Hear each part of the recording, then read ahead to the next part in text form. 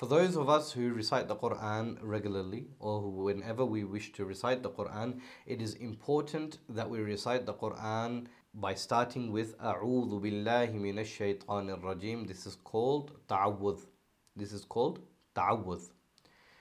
So, it is in the Quran, Allah subhanahu wa ta'ala says, فَإِذَا قَرَأْتَ الْقُرْآنَ فَاسْتَعِذْ بِاللَّهِ مِنَ الشَّيْطَانِ الرَّجِيمِ. That when you recite or when you read the Quran, seek Allah's protection from the accursed shaitan.